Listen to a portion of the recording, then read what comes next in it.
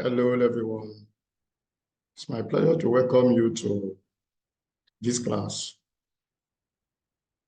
We shall be treating analysis of trade policy. And my name is Joshua Ajitomobi from Department of Agricultural Economics, Lautech, Ogumosho, Nigeria. By way of what we shall be talking, we shall look at introduction, which basically deals with why we need to carry out trade policy analysis. We need to understand various methods of analyzing trade policy and guide ourselves onto how to choose between the various methods. Then we consider some preliminaries that are necessary anytime you want to carry out trade flow analysis. Then we look at definition of trade policy, trade performance. And finally, we look at various performance indicators.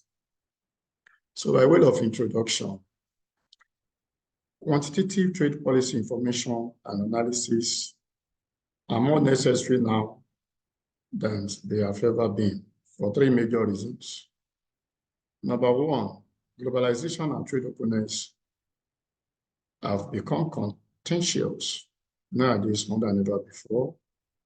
Then there is a need to differentiate between gains from trade and cost of trade so that we can actually examine whether it's profitable to enter into such trade. Then distributional consequences of various trade reforms has currently become a matter for grave concern. It's therefore very important for all policymakers, irrespective of where they are, and other trade policy stakeholders to have access to detailed, reliable information and analysis on the effect of trade policies. What are the salient information needed?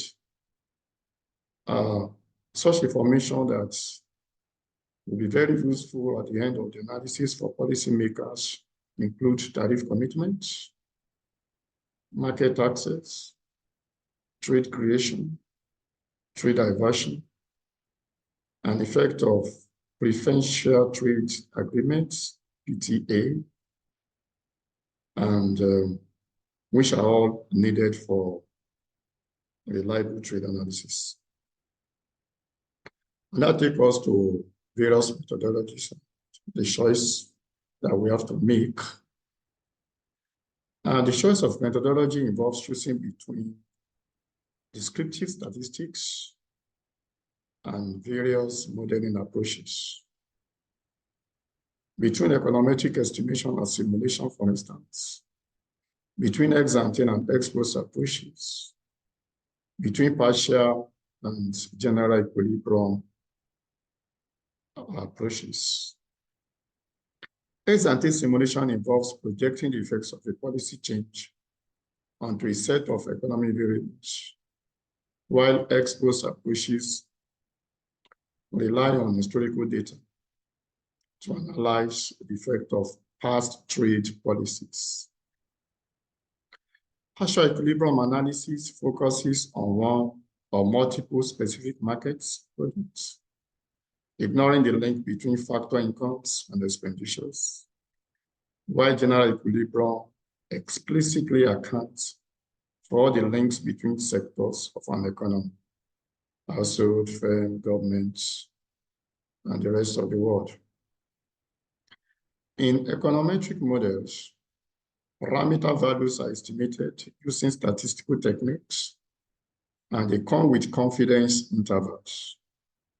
In simulation models, behavioral parameters are typically drawn from a variety of sources, while other parameters are chosen so that the model is able to reproduce exactly the data of a reference year. In principle, The question should dictate the choice of a methodology. For instance, computable general equilibrium seems to be the most appropriate methodology for an ex-ante assessment of the effect of proposals tabled as part of multilateral market access negotiations. Typically, building a computable general equilibrium model takes a long time and requires a considerable amount of data. However, once CGA has been constructed, it can be used to answer various questions without much additional costs. We can equally use multiple regression methods. Chronic regressions require sufficient time series or cross-sections of panel data, while the calibration of a partial equilibrium model only requires data for the year. That should be D, not NA. There are, however, relatively important sunk costs and thus large economies of scale and scope. We can equally combine methodologies to answer the given question.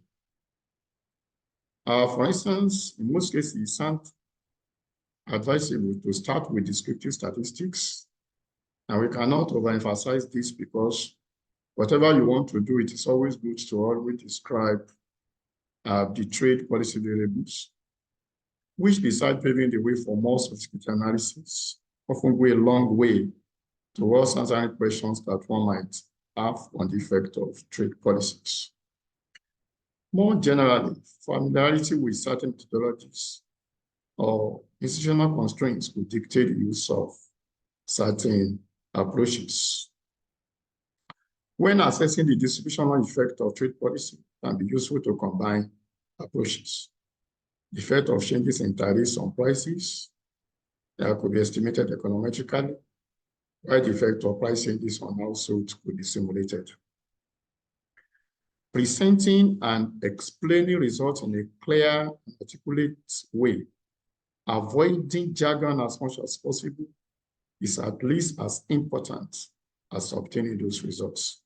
It's very, very vital because we've had so many students doing very good analysis, but when it comes to explaining the results, it's another ballgame.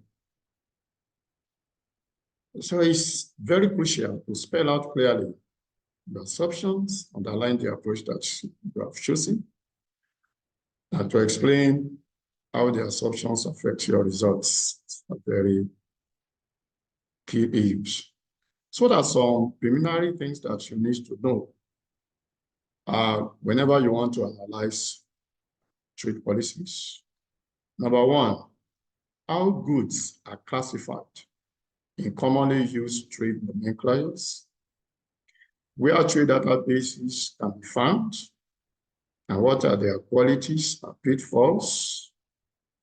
What are the key measurement issues that any analyst should know before they are processing the data? What are the main indices to assess the nature of foreign trade in terms of structural, sectoral, and geographical composition? How do I display my trade data graphically in a clear and appealing way, which may lead us to the use of other descriptive statistics apart from the common ones, that is the use of table of frequency, distribution, mean, median, these measures of central tendency, measure of dispersion, and a lot more. You can equally use charts, graphs, scatter plots, and so on and so forth. So what exactly is trade performance before we consider some trade performance indicators? The answer is often based on how much does a country trade, what does it trade, what are the commodities of interest, and with whom does it trade, normally called the trade partners. How much is related to the concept of trade openness, that is the economy's ability to integrate itself into the world trade circuits. Trade openness is an indicator of policy performance in as much as it results from policy choices. taking into consideration trade barriers of the foreign exchange regime. Geographical and other natural factors that are by and large given, such as sea access to bottlenecks, also play a role in determining a country's trade openness. Another measure of the integration of a country into the world economy is the extent to which it is involved in global value chains.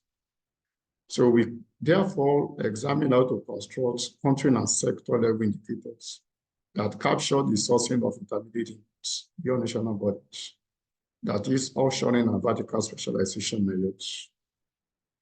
As to the what question, a country's import and export patterns are determined in the standard trade model by its endowment, productive factors, and the technology it has available. Some factors, such as land and natural resources, are given by nature, while others, such as physical and human capital, are the result of past and present policies. The question of what is also directly linked to the question of diversification of a country's exports. So we explain how to access properly the degree of diversification of a country's exports. Influencing trade patterns may be a legitimate policy objectives. Government try to achieve this with supply-side policies aimed at endowment building and technology enhancement, and to a lesser extent with demand-side policies such as reducing trade barriers. Any meaningful discussion of what a country trades should take into account what it can trade, ideally through direct measurement of factor and technology endowments. As endowment data are rarely available in the absence, revealed comparative advantage indices are used because they are based on trade data. However, they cannot be used to compare actual with potential sectoral trade patterns. I will also discuss other measures that build upon the index of revealed comparative advantage to measure the technology and endowment content of exports. And we also consider the concept of intra-industry trade. In respect of with whom question, the characteristics of the country trading patterns affect how much it will gain from trade. For instance, trade links with growing and technologically sophisticated markets can boost domestic productivity growth. So it matters to know who the home country's natural trading partners are, which typically depends on geography, which is distance and terrain, infrastructure, and other links such as historical ties. So we limit ourselves to descriptive measures concerning the geographic composition of a country foreign trade and its complementarity with its trading partners. We also look at how to access and illustrate whether an economy is linked with the right partners.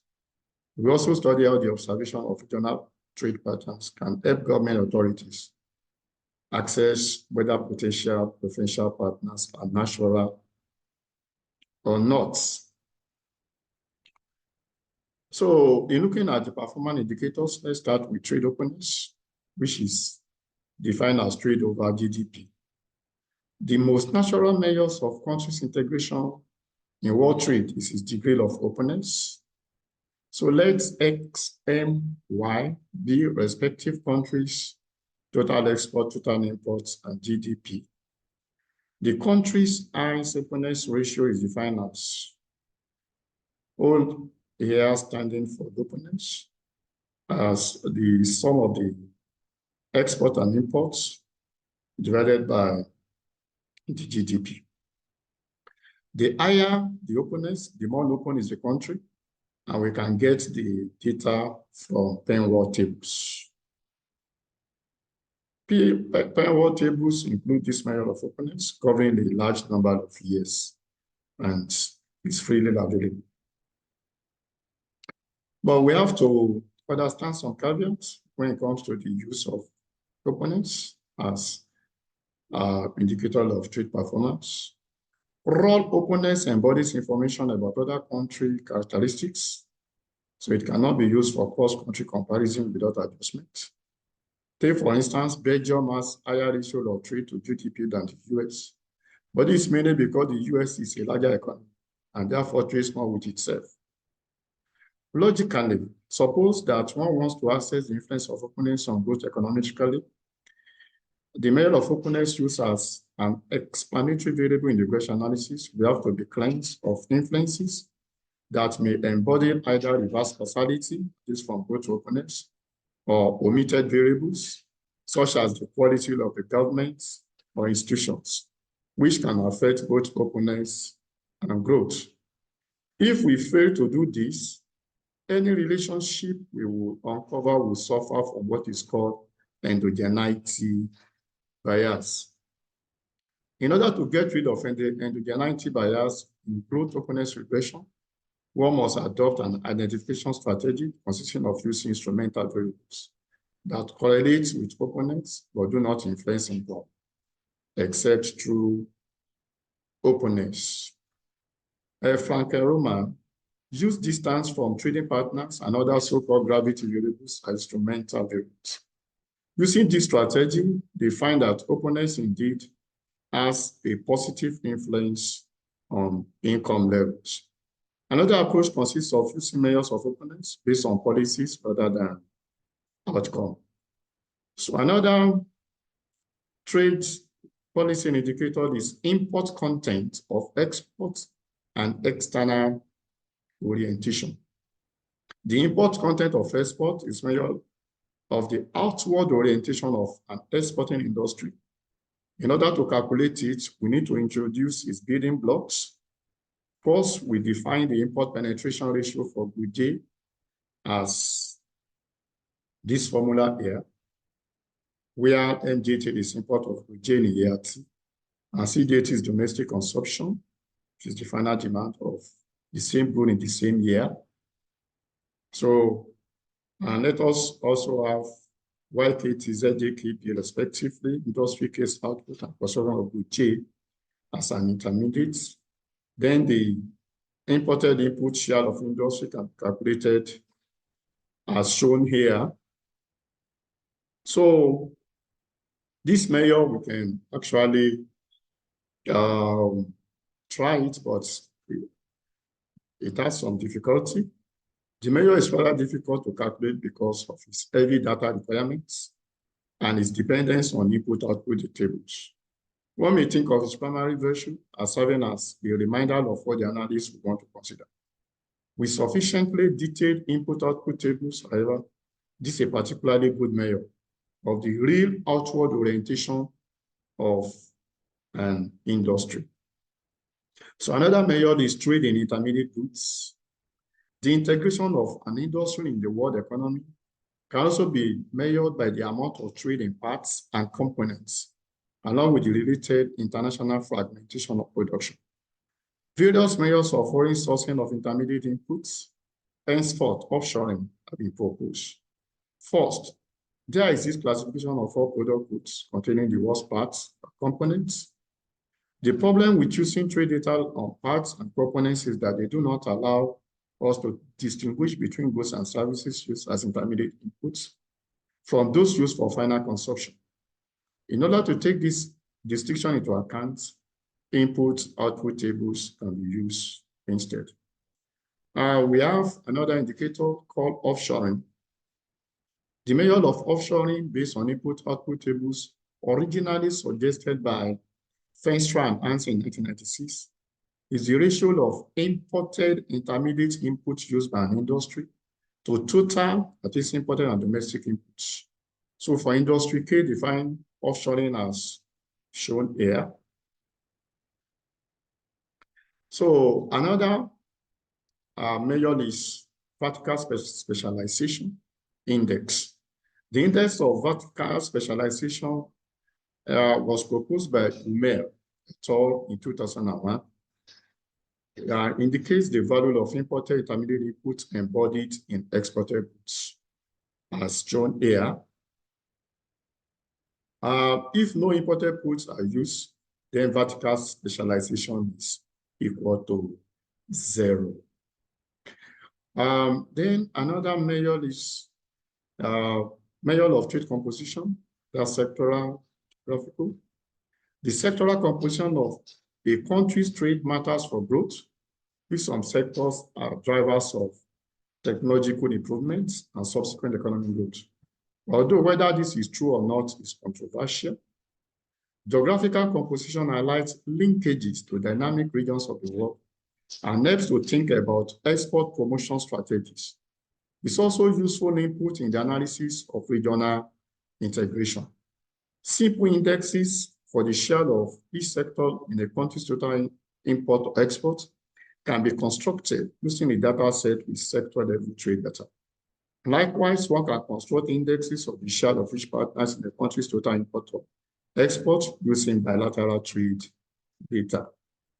Then we have intra-industry trade. For many countries, a large part of international trade takes place within the same industry. Even at high levels of statistical disaggregation, a widely used measure of the importance of intra-industry trade is the Grobeliod Index, and the formula is shown here.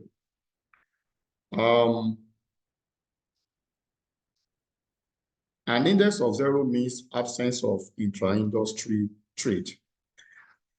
Another trade performance indicator is overlap trade and similarity index. Typically, similar countries, that is country that are similar in terms of GDP, share more intra-industry trade. And this is how to construct the similarity index as shown by Epman, 1987.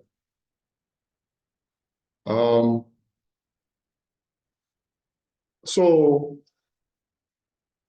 another measure is margins of export growth. Trade patterns are not given once and for all, but rather constantly evolved. A particularly important policy concern, which motivates much of reciprocal trade liberalization, is to get access to new markets and expand export opportunities. Export expansion in terms of other product or destination can be at the intensive margin, at the extensive margin, or at the sustainability margin. So a useful decomposition goes as follows. Let KO be the set of products exported by the home country in the year, taken as the base year. And K1, the same set for the year, taken as the terminal one. So the monetary value of this year export is given by this formula, and that of terminal export by that formula. So the variation in total export value between those 2 years can be decomposed. So this is showing the decomposition, where the first time is export variation at the intensive margin. The second is the new product margin. And the third is the product debt margin. In other words, export growth can be boosted by exporting more of existing products, by exporting more new products, or by fewer failures. Another measure of trade performance is export diversification. The simplest measure of export diversification is the inverse of Affindal Concentration Index, HHI, which is constructed using the sum of square of sectoral shares in total exports. And this is what we have here.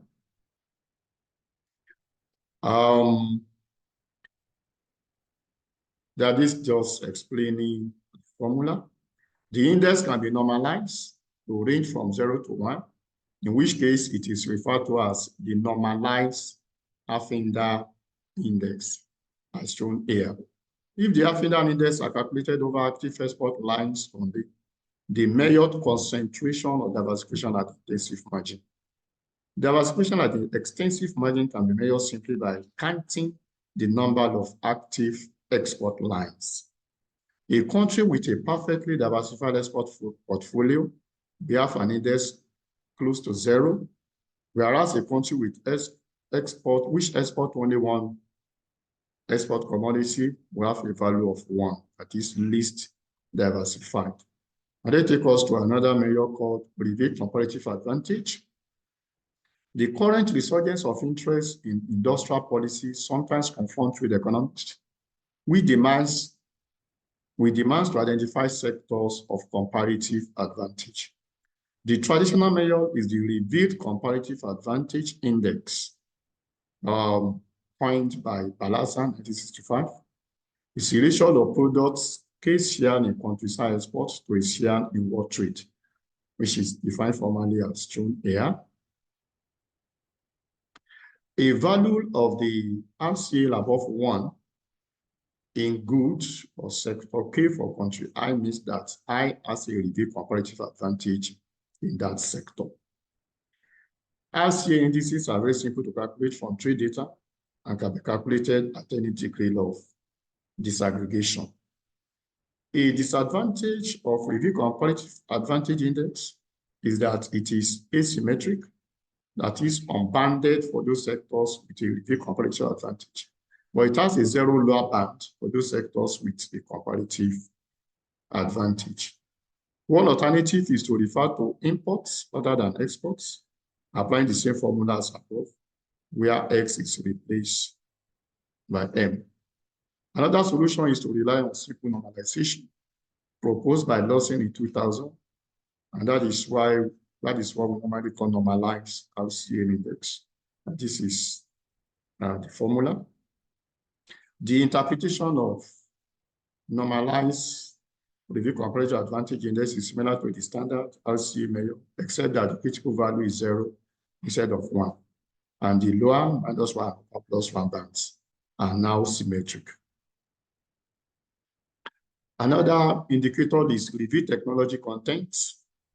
The project approximates the revealed technology content of a product by a weighted average of the GDP per capita of the countries that export it, where the weights are the exporters' revealed comparative advantage indices for that products. This is the formula deriving the revealed technology content from revealed comparative advantage as defined by Osman, 2007. The easy way to compute these indicators, you can use EconGO package. It's an R software package, very, very easy. You can use it to compute any of these trade performance indicators. And you can use WITS World Bank websites. Some of them are already calculated here, and those that are not, that's the way out. And when trying to analyze regional trade, we have to take into consideration the surge in the preferential trade agreements, which has continued unabated since the early 1990s. Some 474 preferential trade agreements have been notified to the GATT and WTO as of July 2010. By that same date, 283 agreements were in force. Lipsy 1960 has stated that forming a free trade agreement is more likely to be welfare enhancing if its potential members already trade a lot between themselves as the natural trading partner hypothesis.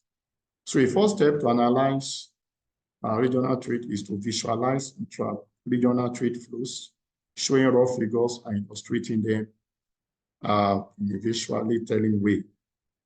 So you can use WITS website or software after downloading the data. Regional intensity of trade indices, that's another indicator, measures on the basis of existing trade flows, to what extent countries trade with each other more intensely than with other countries, thus providing information on the potential welfare effects of a regional integration agreement. And this is the formula here. And a similar index can be calculated on the import side. Another measure is trade complementarity. Trade complementarity indices introduced by Michaeli in 1996 measure the extent to which two countries are natural trading partners, as defined earlier. It is said that what one country exports overlaps with what other countries import. With perfect correlation between sectoral shares, the index is 100. With perfect negative correlation, it is 0. So this is the formula. So these are various trade performance indicators. So I want you to please go over them over and over again, try to understand them, and so that whenever data are available, you can actually compute them. They are very simple to compute. Some of them you can actually compute using Excel, but we have more sophisticated software that can be used, or you can go to WITS or UNCTAD websites. So thank you. This is just what we need to cover on trade policy analysis for this class. For the postgraduate students, definitely we do more. We go into details of the estimations, calculations, usefulness, all sorts of things. So thank you for listening.